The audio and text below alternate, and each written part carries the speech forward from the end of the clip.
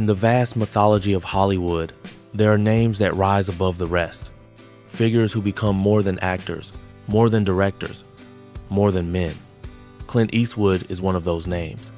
With a squint sharp enough to pierce through dust and smoke, a voice that rumbles like distant thunder, and a presence so magnetic it could silence a crowded theater, Eastwood became the ultimate embodiment of the American West.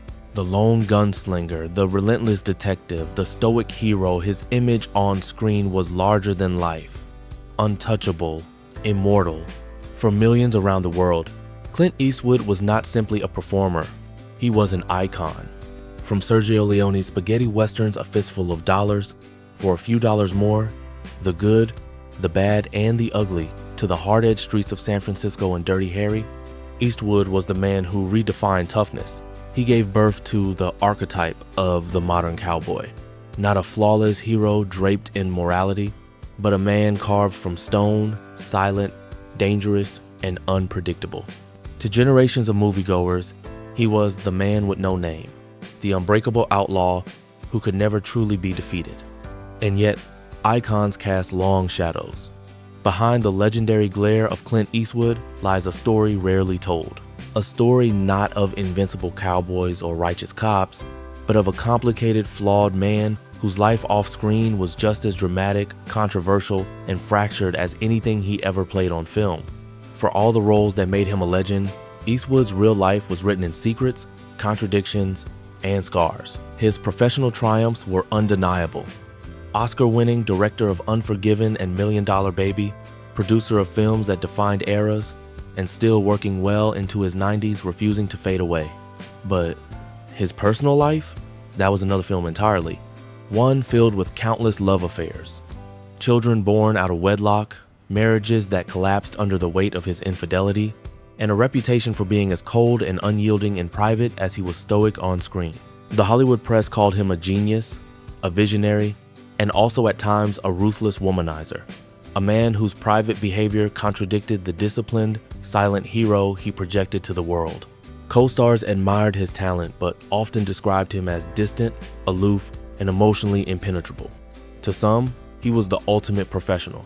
To others, he was a man who seemed incapable of real closeness. What makes Clint Eastwood fascinating is not just his films, but this duality, the towering myth of the cowboy and the all-too-human man behind it. A man who conquered Hollywood but could never conquer his own inner demons. A man who shaped American cinema yet struggled with the very things that make us human: love, loyalty, family, vulnerability. Clint Eastwood's story is not simply one of fame and glory. It is the story of how a man became a myth, and how that myth concealed a darker truth. A truth that Hollywood rarely shows. One that is hidden beneath the cowboy hat, the steely eyes, and the legend of the immortal gunslinger. But the truth behind Clint Eastwood is much darker than the cowboy myth we see on screen. Clint Eastwood did not begin life as a Hollywood giant. He was not born into privilege, nor did he arrive with a silver spoon or a roadmap to stardom. His story began on May 31, 1930, in San Francisco, California, right at the dawn of the Great Depression. The America he entered was not one of glittering lights and glamour, but one of hardship, instability, and survival. His father, Clinton Eastwood Sr., worked a variety of jobs, most often as a steelworker and later as a manufacturing executive. His mother, Ruth, tried to hold the family together while constantly moving from one town to another as Clint's father chased employment wherever it could be found. By the time young Clint reached his teenage years, the Eastwood family had already moved more than a half dozen times across California. The experience of being uprooted again and again instilled in him a sense of detachment and independence, a rootless resilience that would later echo in his cinematic portrayals of loners and drifters. Childhood during the Depression was not easy. Clint grew up with modest means, never experiencing true poverty but also never basking in abundance. He would later describe his early years as restless, shaped by the turbulence of the times. Unlike the confident heroes he would one day embody, Clint was not considered a prodigy. In fact, his teachers often dismissed him as quiet, reserved, and unremarkable. He struggled academically, and his towering height, eventually reaching 6'4", made him stand out awkwardly among his peers. Yet, there was something simmering beneath the surface. He developed an early love for music, especially jazz and blues, and spent hours listening to records, fascinated by rhythm and tone. This affinity would stay with him throughout his life, eventually influencing the soundtracks of many of his films. More importantly, he began cultivating a certain stoicism, a calmness in the face of uncertainty. Friends remembered him as the kind of boy who didn't talk much, but when he did, people listened. In high school, Eastwood discovered sports, particularly swimming and weight training. He was athletic, strong, and disciplined, qualities that shaped not only his physique but also his worldview. To survive in Depression-era America, you needed grit, and grit became his currency. But Clint's path to Hollywood was anything but direct. After high school, he worked a series of odd jobs: lifeguard, forest firefighter, lumberjack. Each role added layers to his character: the quiet endurance of long hours, the physical toughness of labor, and the discipline of self-reliance. He was not groomed for Hollywood. He was forged in the rawness of working-class America. His life took a decisive turn during the Korean War. Drafted into the U.S. Army, Clint served not in combat but as a swimming instructor at Fort Ord in California. While others were shipped overseas, he trained soldiers in survival swimming, teaching them how to endure, how to push past fear. It was here, in the Army, that he first brushed against the world of Hollywood. Fort Ord, located near Carmel and Monterey, often hosted entertainment figures, and Clint's rugged good looks began to attract attention. It wasn't long before a fateful coincidence altered his trajectory. On a flight from Seattle to California, Clint found himself seated near actor David Jansen, who encouraged him to try his luck in the movies. Later, when he was introduced to a Universal Studios assistant, his towering frame and chiseled features made an impression. Despite his lack of formal training, Universal offered him a short-term contract. Clint was hesitant, unsure of whether he belonged in such a world, but opportunity has a way of knocking only once. He stepped through the door. At first, Hollywood was merciless. Casting directors saw Eastwood as too stiff, too wooden, his jaw too square, his manner too quiet. He was even told that his Adam's apple was too large and his teeth too small for leading man status. Many would have given up, but Clint had grown up in an era where giving up was not an option. He took acting lessons, refined his presence, and absorbed everything he could about film sets. During these formative years, Clint also carried with him the echoes of his upbringing, the constant moves, the quiet observation, the sense of being both inside and outside of every environment. These qualities became the bedrock of his screen persona. The man with no name was, in many ways, the boy with no permanent home, the child who had learned to be comfortable with detachment, with silence, with resilience. Perhaps most telling was the influence of his parents. His father's hard discipline and his mother's steadiness shaped his worldview. From his father, Clint inherited a strict work ethic and emotional distance. From his mother, he inherited resilience and a certain quiet kindness, though it was often buried beneath layers of toughness. These competing influences would one day manifest in his contradictory reputation. A man of discipline and artistry, yet one who struggled with emotional intimacy. By the end of the 1952nd, Clint Eastwood had survived the hardships of his youth, endured the uncertainty of Hollywood rejection, and slowly begun to carve a space for himself. He was still far from a star, but the seeds had been planted. The boy from Depression-era California was on the path to becoming the cowboy who would redefine the silver screen. And yet, as the 1962nd dawned, the world had no idea just how high Clint Eastwood would rise, or how much his rise would cost him. The 1952nd were a brutal testing ground for Clint Eastwood. Hollywood was filled with young men trying to make it, and for every success story, there were hundreds of failures. For years, Clint hovered dangerously close to becoming one of the forgotten. Bit parts, one-line roles, background characters, he took whatever came his way. In films like Revenge of the Creature, 1955, he appeared so briefly that audiences barely noticed. Directors dismissed him as stiff, untrained, unremarkable, but Clint had what many did not: persistence. He studied actors on set, listened carefully to directors, and honed his craft in silence. For him, every failure was a lesson, every rejection a push to sharpen his edge. The boy who had once been dismissed by teachers as quiet now turned that very quietness into a weapon. He was learning to express power not through words, but through presence. His first real break came on television. In 1959, Eastwood landed the role of Rowdy Yates on Rawhide, a Western series that quickly became popular across America. For 7 years and more than 200 episodes, Clint rode horses, wrangled cattle, and lived inside the skin of a cowboy. Rawhide taught him discipline. The grueling schedule of weekly television forced him to memorize lines quickly, adapt to changes, and learn efficiency. It was not glamorous, but it gave him visibility and, more importantly, experience. Still, something about Rowdy Yates didn't quite fit. Clint was tall, stoic, and reserved, but Rowdy was written as young, brash, and excitable. The mismatch often frustrated him. He knew he could offer more. He just needed the right role, the one that matched the silence, the toughness, the enigmatic qualities that defined him. That role came not from Hollywood, but from Italy. In the early 1962nd, Italian director Sergio Leone was searching for an actor to star in a low-budget western inspired by Akira Kurosawa's Yojimbo. Leone wanted someone cheap, available, and willing to travel to Spain for filming. Eastwood, tired of his constraints on Rawhide, agreed.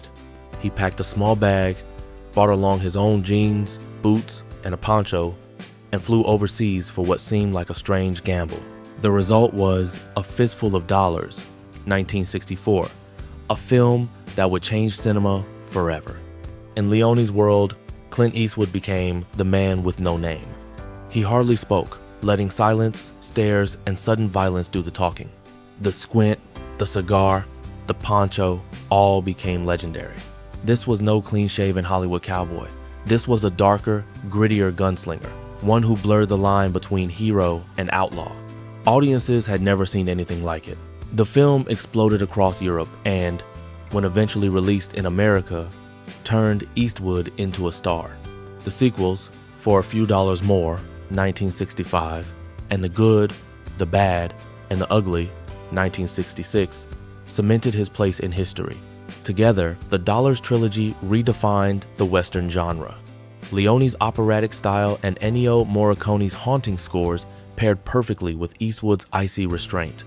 Suddenly, the man once told he was too stiff was considered the ultimate embodiment of cinematic cool. By the late 1962nd, Clint Eastwood was no longer just an actor, he was a phenomenon. Hollywood, which had once dismissed him, now came calling, and Eastwood was ready. He returned to America, hungry to expand his career. In 1971, he took on another role that would define him, Inspector Harry Callahan in Dirty Harry. If the spaghetti westerns had made him a global star, Dirty Harry made him a cultural lightning rod. Callahan was ruthless, uncompromising, and willing to bend the law to enforce justice. His line, "Do you feel lucky, punk?" became one of the most quoted in film history. Audiences loved it. Critics debated it. Some praised Harry Callahan as a reflection of America's frustration with rising crime. Others condemned him as a symbol of vigilante justice gone too far. Either way, the impact was undeniable. Eastwood had created another archetype, another immortal figure etched into the DNA of cinema. At the same time, Eastwood began pursuing a passion that would shape the rest of his career, directing. His first film as a director, Play Misty for Me, 1971, shocked audiences with its psychological tension. Far from a cowboy or a cop, Eastwood portrayed a vulnerable disc jockey stalked by an obsessive fan. The film proved that Clint was not limited to one note. He could explore darkness, fragility, obsession. He could tell stories behind the camera just as powerfully as he could in front of it. Throughout the 1972nd and 1982nd, Clint Eastwood became one of Hollywood's most bankable stars. Films like High Plains Drifter, 1973, The Outlaw Josie Wales, 1976, and Escape from Alcatraz, 1979, showcased his range, while sequels to Dirty Harry continued to attract massive audiences. He was no longer just a cowboy or a cop. He was a one-man industry, commanding both box office and respect. Yet even as his career soared, cracks began to appear. Critics accused him of glorifying violence, of promoting reactionary politics through his characters. His icy detachment, once refreshing, was now seen by some as cold and repetitive. But Eastwood remained unfazed. He knew what Hollywood often forgot. Cinema was not about pleasing everyone. It was about leaving an impression strong enough to last. By the end of the 1982nd, Eastwood had become more than an actor. He was a filmmaker, a cultural symbol, and an enduring presence. He had risen from near anonymity to redefine entire genres. And yet, for all his success, something darker was brewing beneath the surface. Because while Clint Eastwood, the actor, was conquering the world, Clint Eastwood, the man, was living a life far more chaotic than any of his films. For decades, Clint Eastwood projected an image of strength, control, and unshakable discipline. On screen, he was the silent gunslinger or the relentless cop, a man whose moral compass, though unconventional, was always steady. But away from the cameras, the reality was far more complicated. If Hollywood had built him into a cowboy legend, life behind closed doors revealed a man riddled with contradictions, a man whose personal choices sparked as much controversy as admiration. Eastwood's private life was, in many ways, the opposite of his stoic public image. He was fiercely guarded about his emotions, often described as distant, cold, even unapproachable. Yet when it came to romance, he was anything but restrained. Over the decades, Clint became notorious for his countless affairs, many overlapping, and a long trail of relationships that left behind whispers, broken hearts, and children whose existence the public would only learn about years later. He married for the first time in 1953 to Maggie Johnson, a young model. Outwardly, they seemed like the perfect couple. She was graceful and loyal. He was the rising actor carving his way into Hollywood. But almost from the beginning, Clint's wandering eye disrupted the marriage. While still married to Maggie, he embarked on multiple affairs, some brief, some lasting years. By the 1962nd, Clint's infidelities were an open secret in Hollywood circles. One of his most famous relationships began in the 1972nd with actress Sandra Locke, whom he met while filming The Outlaw Josie Wales. Locke, a talented actress in her own right, quickly became a central figure in Clint's life. For 14 years, the two lived together, publicly appearing as partners. But behind the scenes, their relationship was fraught with tension. Locke later described Clint as controlling, emotionally unavailable, and manipulative. She alleged that while they were together, he continued to have affairs with other women, some of whom bore his children. Indeed, Eastwood's family tree is as complicated as any Hollywood drama. Over the years, he fathered at least 8 children with 6 different women, though the exact number is still debated. Some children didn't know he was their father until adulthood. For a man who so often played characters defined by a strict moral code, his real-life choices painted a picture of someone who lived by his own rules, regardless of the cost to those around him. The fallout from his relationship with Sandra Locke became one of the darkest chapters of his life. After their separation in 1989, Locke sued Eastwood for palimony, claiming that he had coerced her into giving up her career, then sabotaged the opportunities he later promised her. The case dragged Clint's personal life into the public spotlight, tarnishing his carefully maintained image. Though they eventually settled, the bitter legal battle left scars on both sides and revealed to the world a side of Eastwood that many fans had never imagined. But his controversies extended beyond his love life. On film sets, Clint was known for his efficiency and his refusal to tolerate nonsense. Many respected this discipline, but others saw it as coldness. He rarely rehearsed, preferred minimal takes, and demanded silence on set. Some actors admired his decisiveness, others felt stifled by it. His reputation as a no-nonsense director came at the cost of being seen as unapproachable, even intimidating. Politically too, Clint often courted controversy. He leaned conservative but refused to fit neatly into any ideological box. He supported gun rights and limited government, positions that aligned with the tough, individualistic characters he played. But he also took surprising stances, such as supporting same-sex marriage before it became mainstream. In 2012, he made headlines when he delivered a rambling speech at the Republican National Convention, addressing an empty chair as though President Obama were sitting in it. The moment went viral not because of his brilliance, but because of his awkwardness. For the first time, many wondered if Eastwood, the icon of stoic cool, had become a caricature of himself. Critics began asking hard questions. Was Clint Eastwood truly the disciplined hero he portrayed? Or was he a man consumed by contradictions, powerful yet flawed, inspiring yet deeply human? And then there was the question of age. As the 1992nd and 2002nd rolled on, Clint showed little sign of slowing down. He directed Unforgiven, 1992, which earned him Academy Awards for Best Picture and Best Director, and $1 Million Baby, 2004, which did the same.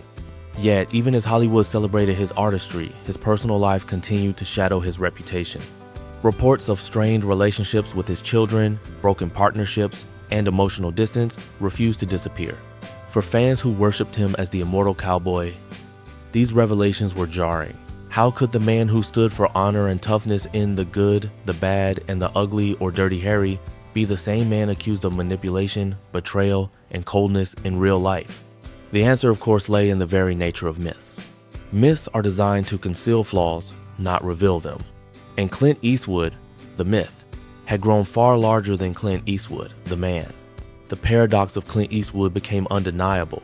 He was one of the most respected filmmakers of his generation, yet one of the most criticized public figures in his private life. He was admired for his artistry, but scrutinized for his choices. Loved by millions, yet often estranged from those closest to him.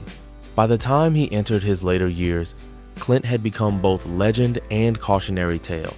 A man who conquered Hollywood with silence and steel, but who, in the silence of his own life, often left wreckage behind. And as he aged, a question lingered. Could even the immortal cowboy escape the consequences of his own choices? For most of his life, Clint Eastwood seemed untouchable. He was the man who never slowed down, the star who aged without losing his edge, the director who continued to reinvent himself long after others had faded. But even legends must confront time, and as the decades rolled forward, the immortal cowboy began to face the tragedy of what it means to outlive not only your era, but the people who once defined your world.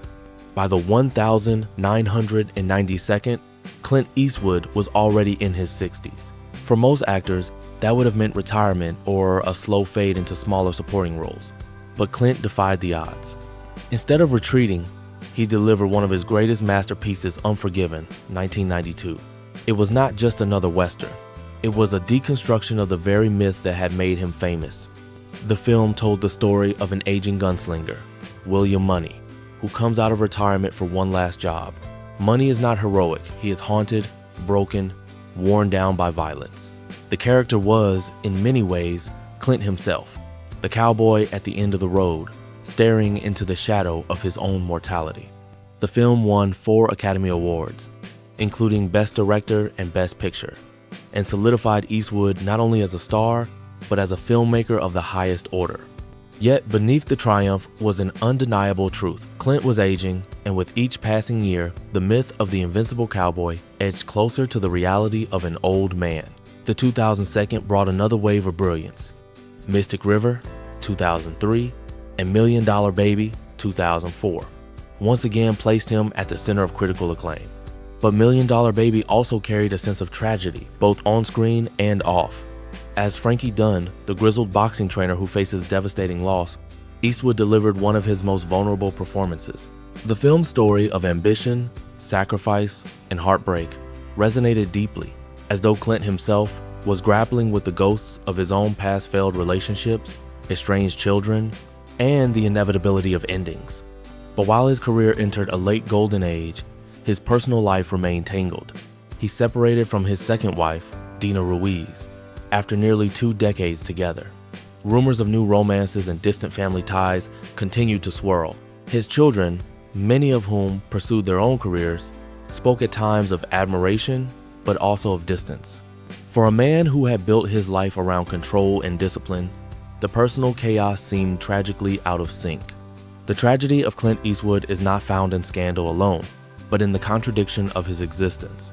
Here was a man who could command armies of actors, shape entire narratives, and hold audiences spellbound for generations, yet struggled to maintain the very bonds of intimacy that define human life. He could craft a perfect story on film, but his own story was jagged, fractured, unresolved. As he moved into his 80s and even 90s, Eastwood refused to step away. While contemporaries retired or passed away, he kept directing, kept acting, as though to stop would mean admitting defeat to time. Films like Gran Torino, 2008, and The Mule, 2018, saw him confront aging directly, playing old men wrestling with regret, prejudice, and mortality. In Gran Torino, he portrayed Walt Kowalski, a Korean War veteran who faces his own bigotry and isolation before sacrificing himself for a new generation. The role was both brutal and tender, echoing Clint's lifelong themes: the loner, the man of violence, the price of redemption. But there was an eerie quality to these late performances. It was as if Clint Eastwood, the man, was saying goodbye through his characters. Each role carried the weight of finality, a sense that the cowboy was riding into the sunset, aware that his days were numbered, and audiences who had grown old with him felt the sting of that truth. The tragedy of Eastwood's story is not a single catastrophic downfall, but the slow erosion of time. The affairs, the lawsuits, the controversies, they left scars, but they did not destroy him. What did and does haunt him is the inescapable reality that even legends cannot outrun mortality. The man who once defined toughness has had to watch as his peers, Paul Newman, Steve McQueen, Charles Bronson, passed into history. He remains, but with each passing year, more a relic than a contemporary. And yet, there is something profoundly human in that. Clint Eastwood has become a living paradox. The eternal cowboy, still making films at 90, but also an old man confronting solitude.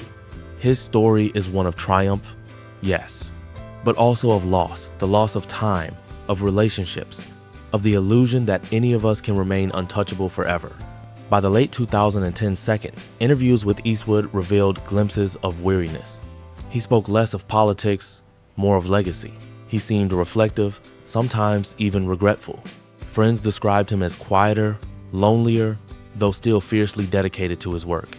There is no grand scandal marking his downfall, no single moment where it all collapsed. Instead, his tragedy lies in the inevitability of aging, the solitude of a man who gave his life to cinema but struggled to hold on to the people who mattered most. For the audience, this is the climax of the Clint Eastwood story.